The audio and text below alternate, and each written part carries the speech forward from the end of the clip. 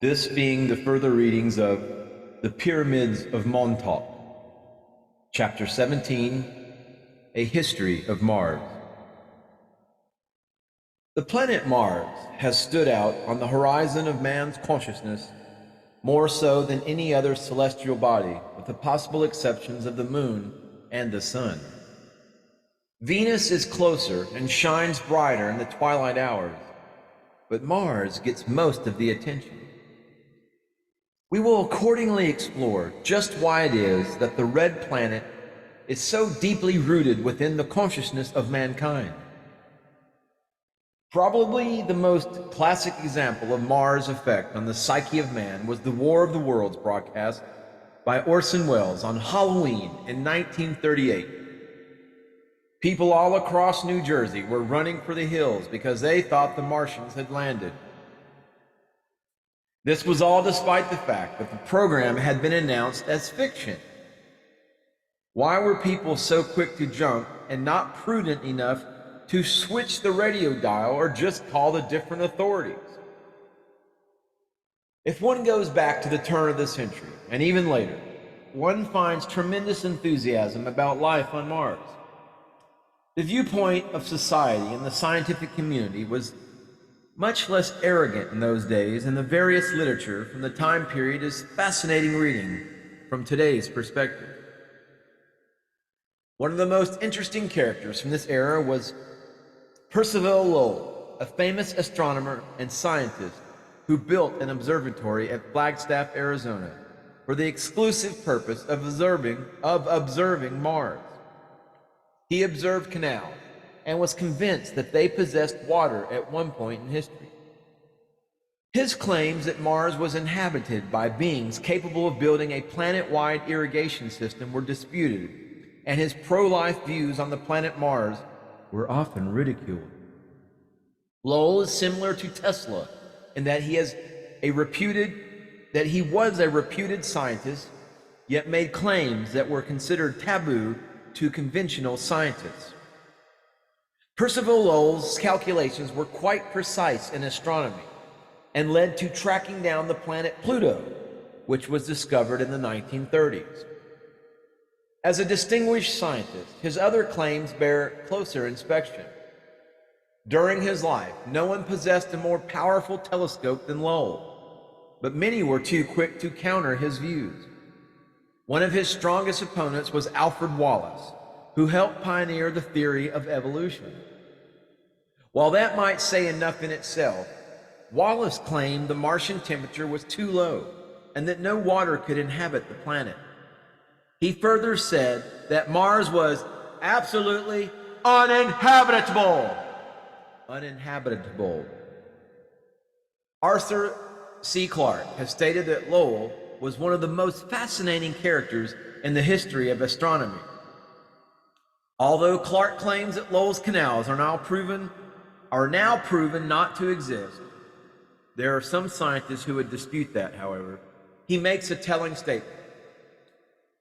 Now that we have a good quality photographs of Mars, someone should compare Lowell's drawings with the reality to try and find just what happened up there at Flagstaff at the turn of the century. How is it possible for a man to sustain a self-consistent and extremely detailed optical illusion, if that is what it was, over a period of more than 20 years? How did he convince others of his vision? What correlation, if any, was there between the ability of other astronomers to see the canals and their position on the Lowell Observatory payroll? These are just a few questions that might be asked. Obviously, Clarke is assuming that the photographs and data relayed to him proving the canals don't exist were correct. NASA has a reputation for giving out compartmentalized photographs. Although Clarke seems quite ready to implicate Lowell's staff, he at least acknowledges a major anomaly in the history of Percival Lowell. If we look a bit deeper into the Martian scenario, we find that there were huge magnetic storms on the planet in 1903, that ranged from May to August. On August 13th, these storms appeared in the pictures in Science News magazine. Serious theories have been offered to suggest that these magnetic storms were creating an atmosphere so as to set up civilization once again. A meltdown of the ice cap and extensive cloud cover provided moisture, oxygen, and all the components that would be conducive to organic life. Lowell was one of the few people who witnessed it. Lowell's theories and claims about Martian life have been thoroughly discounted and disproven by modern scientific thought. If one believes all the data and conclusions offered by conventional science, there is at least one gaping and unscientific assumption on their part. They are assuming that the Mars viewed by Lowell is the same one they are viewing today. Any number of scenarios are possible. I have been flatly told by one person that Lowell was on the verge of discovering a major time travel experiment whereby our civilization was making Mars habitable. When one examines all the available data, and there is plenty more I've yet to share with you, my dear and esteemed viewer, it appears that Lowell's scientific observations may have led him into contact with aliens or humans from the future. It is also possible they were Martians. At the very least, it was the mystery schools who supplied him with information about strange anomalies in the solar system. Now, this becomes believable if you consider that he knew information that was standard mystery school fodder. For example, he knew there was a gravitational effect on the planet Neptune before anyone else in regular society did. This eventually led to the discovery of Pluto by the scientific community after his death. He was also aware of the planet Vulcan. Now, this is a small planet which orbits the sun inside of Mercury, and its discovery has been a scandal that NASA and modern astronomers often refuse to admit. Lowell was also aware of another unusual piece of information, and that is the fact that there is a third movement of the planets that is overlooked by most texts. We all know about orbital movements and ordinary planetary rotation, but there is also a very slow north-south rotation of the planets. This will take a long time to accomplish, but will eventually result in the planets of our solar system being upside down so that the sun rises in the west and sets in the east. This is already the case with Uranus and Neptune. Lowell's insights into this type of information indicate that he was on some path of initiation. It certainly made him out of bounds for serious media coverage. Although he died a sudden death in 1916, if we believe the popular press, he left a serious legacy behind. Even though Lowell was dead, there was still much enthusiasm in the popular press that life might exist on the red planet. Consciousness of Mars was so strong in 1924 that the chief of naval operation and the director of the U.S. Army Signal Corps sent dispatches to their stations to maintain radio silence while Mars was at its closest opposition to Earth of this century. The New York Times even reported strange radio signals that came through from the planet that didn't make any ordinary sense except that they revealed a repeated pattern of a face.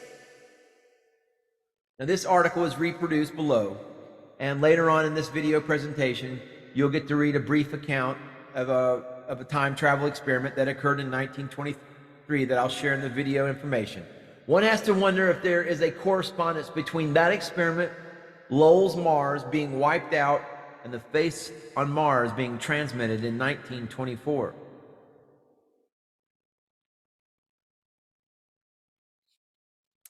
So I'll include that article that you can read for yourselves, my dear and esteemed viewer.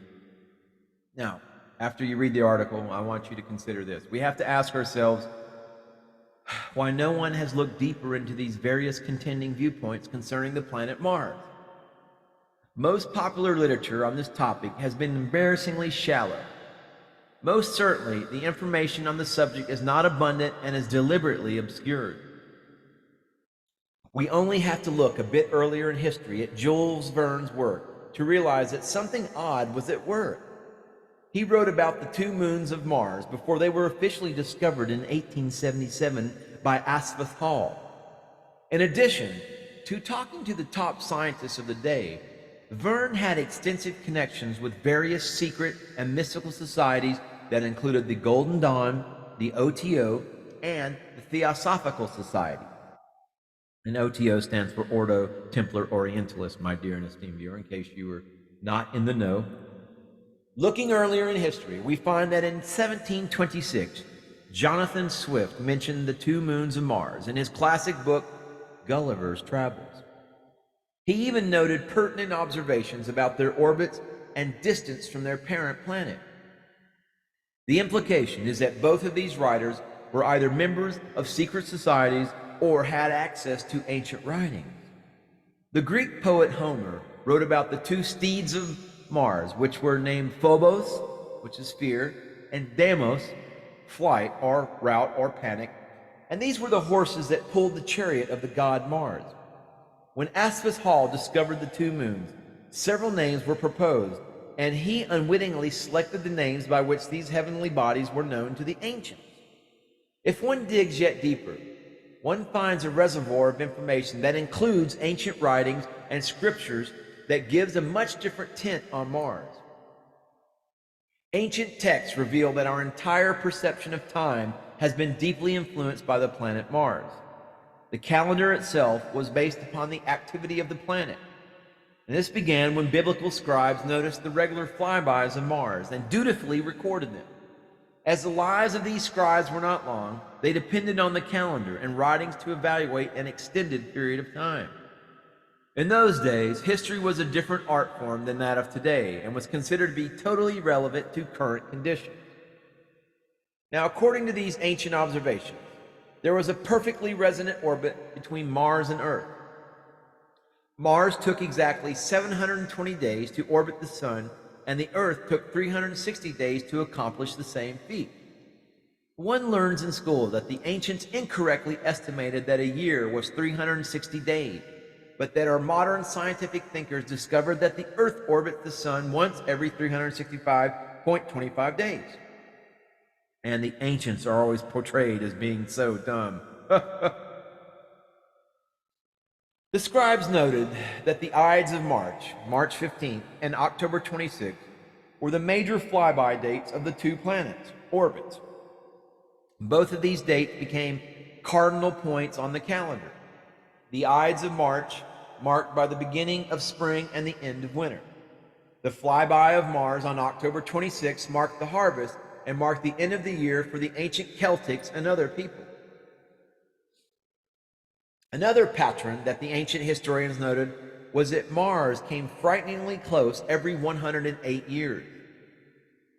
Some accounts even gave the impression Mars was so close that people could actually see what was going on. This included the observation of canals. The reason for this close observation of the planet Mars was, according to at least one source, a dome of water that covered the atmosphere of Earth. This resulted in a magnification of all heavenly bodies, particularly Mars, which is a very close neighbor. As for the dome of water, it is said to have caused a deluge of water when the misuse of laser-type weapons caused it to collapse. Eventually, during one of these close flybys, a major cataclysm occurred when the gravitational pulls became too close for comfort. And it is entirely possible that other factors may have been involved as well. These could have included the planet Venus or outside interference. The cataclysm was described as a major event in the Bible. In the Battle of Beth Horon, from the book of Joshua, there is the longest day of Joshua, where they did rituals in anticipation of the above moment. They marched around the wall every day until the Sabbath. On that day, they marched around 7 times, and history records this as the day the sun stood still. What happened was that the two planets almost collided, and a very major cataclysm took place on Mars. Earth was shaken up as well, and the walls of Jericho came down. What happened on the day the sun stood still was that the geometrical physics of the situation created a 28-hour day. As a consequence, the Earth gained velocity, like an electron, and more energy that eventually added approximately 5.25 days to our orbit. The Martian orbit changed from 720 to approximately 686.5 days. The astrologers, all astronomers were known as astrologers then. The astrologers of the day, astronomers of the day, began to calculate changes and soon realized that the commonly known equinoxes and solstices were not in the same place. Because the temple of Solomon and various temples were constructed to coincide with certain heavenly events, often displaying shadows or other curious phenomena. The temples had to be rebuilt, as they were now approximately 6 degrees off their previous position. Accordingly, the beginning of spring moved March 15th to approximately March 21st. This period of renewal was marked by the goddess Ishtar, identified with Venus. As I stated earlier, the planet Venus was involved in this near collision according to some accounts. A pagan festival celebrated Ishtar at this time period, and the very word Easter is derived from this goddess. The zodiac itself begins with Aries, a homonym for Ares, who was the Greek god of war. The Romans identified Ares as Mars, and in astrology, the constellation Aries is of course ruled by the planet Mars.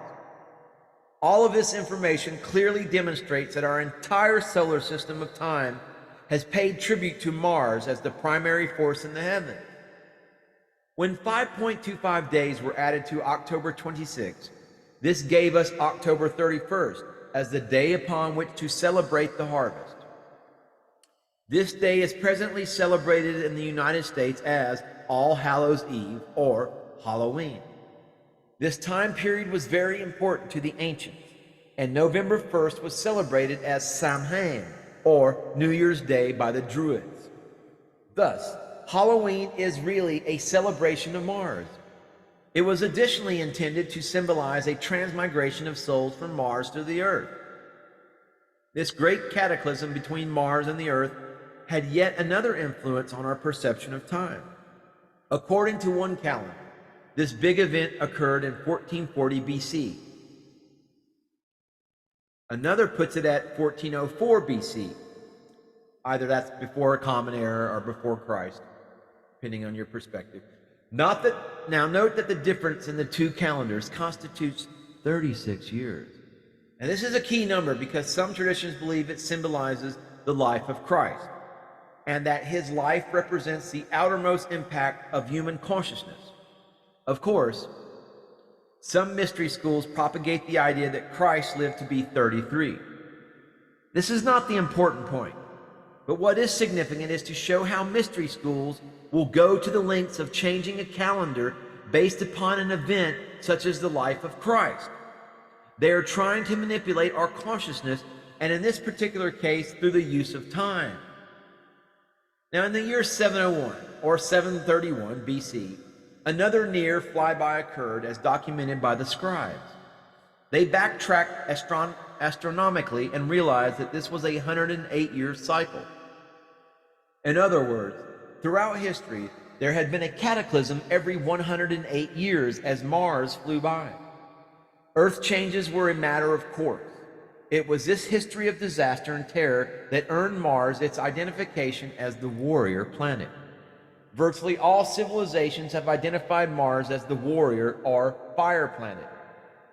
Now, according to occult sciences, the Earth is in a cradle orbit. This means that it is in an orbit that is conducive to and promotes life. In ancient history, Mars was previously in the cradle orbit and would have been the center of life in the solar system at that time. In time, Earth will fall out of the cradle orbit and Venus will inherit it. All of the above is based upon the fact that the solar system itself is modeled after the structure of the atom and will eventually collapse inwards on itself. In such a scenario, life has to either ascend or transmute periodically if it wants to escape extinction. It is for this reason that Mars has left a deep scar in the psyche of Earthlings. We were once invaded and colonized during the 16th or 17th century. New Year's Day was moved to January 1st. The idea was to move consciousness away from Mars and to the worship of Baal. Many will remember Baal as the golden calf or fertility god from the movie The Ten Commandments. Baal was also an ancient city located just north of Cairo and is more popularly known as Heliopolis by historians. Now, it reached extensively throughout the Mideast. As was Cairo named after Mars, the culture of Baal was Martian. The Gospels have St. Paul shrewdly blasting the worship of Baal on the hill of Mars. The story of Moses in the Old Testament shows him to be breaking away from the Baal or Martian tradition. But it is interesting to note that the founder of Hasidism, a very influential sect of Jewish mystics who are well known in New York, was born Israel ben Eliezer, but chose his name to be Baal Shem Tov. Perhaps he was reading between the lines or had access to information that is not properly passed around in synagogues. There is an interesting genetic substantiation of the idea that life actually transmigrated from Mars to Earth. The blood lineage that emerged from the locality of ancient Baal turns out to be the same as that of the Gaelic races that settled in the Pyrenees and St. Angeles, Italy. 60 to 90% of these people have Rh negative blood. Although most people have heard of the term Rh negative, few, including medical doctors, realize that Rh stands for rhesus monkey. In other words, if your blood is Rh positive, it means that your genetic structure is akin to that of the rhesus monkey. Without the rhesus monkey factor, there is no logical reason to assume that the genetics of these people must have originated on the Earth. Reports have surfaced that governments have done covert research on Rh negative blood just to study the factors. The message in all of this is clear. The Gaelic race and or whoever else has Rh negative blood may well have descended from ancient Martians. Now, none of this is meant to suggest that you yourself or myself, since I'm of the Gaelic Celtic race, are derived from apes. But if you suddenly feel an incessant craving for bananas or the desire to swing from trees, be calm. It is just your genetic memory coming awake and will soon pass.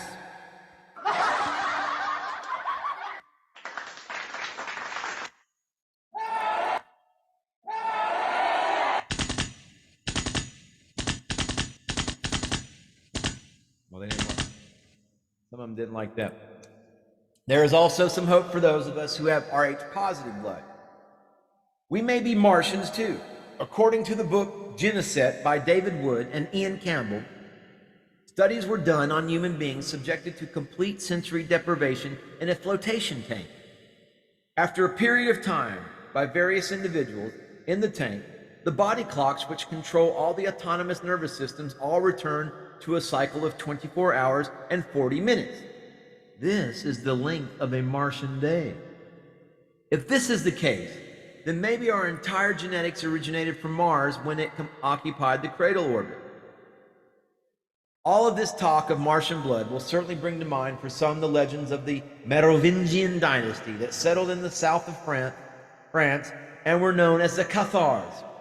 According to the book Holy Blood, Holy Grail, these people were believed to have descended from the family of Jesus.